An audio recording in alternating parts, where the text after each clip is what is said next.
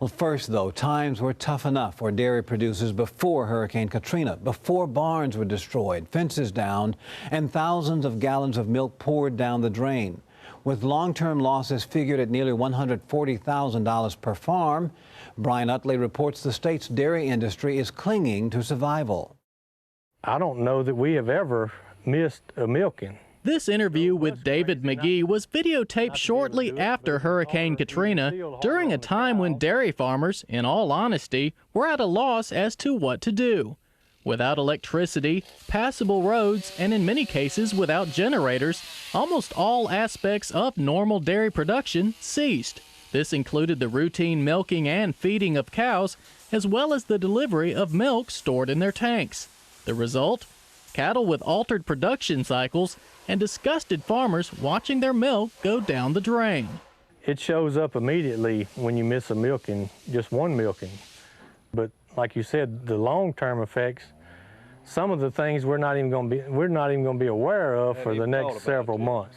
Unfortunately, in the aftermath of Katrina, a 90-day drought proved to further stress cattle and disrupt milk production while delaying the ever-important planting of ryegrass. These events combined with rising fuel costs and the drastic drop of milk prices, and many dairymen simply couldn't afford to stay in business, including David McGee.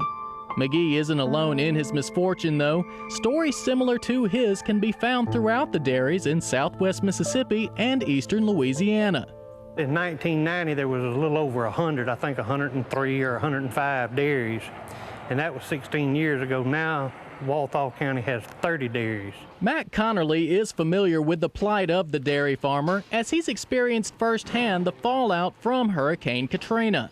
The storm wreaked havoc on several of Connerly's barns, disrupted his milking schedules, and resulted in the pouring out of over 30,000 gallons of milk. But as Mac explains, this was only the first phase of a series of devastating events that drove many other state dairymen out of business. Sure, we've had people that have had to get out.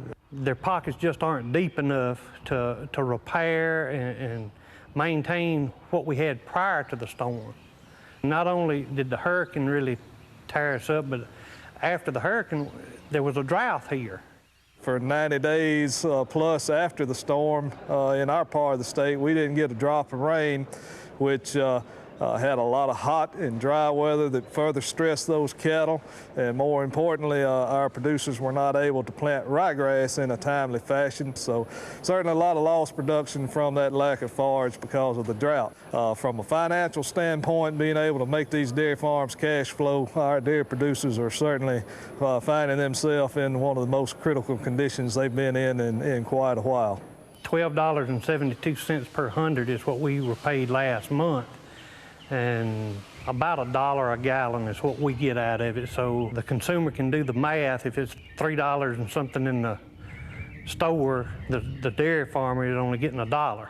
Speaking of the consumer, Matt Connerly feels the general public doesn't recognize the dire condition of the Mississippi dairy industry, nor do they realize how much they need it. Hopefully, the consumer who goes to the grocery store and picks up a gallon of milk wants to know why this milk is not lasting as long. Used to, we could get a gallon of milk would stay 2 weeks at the house.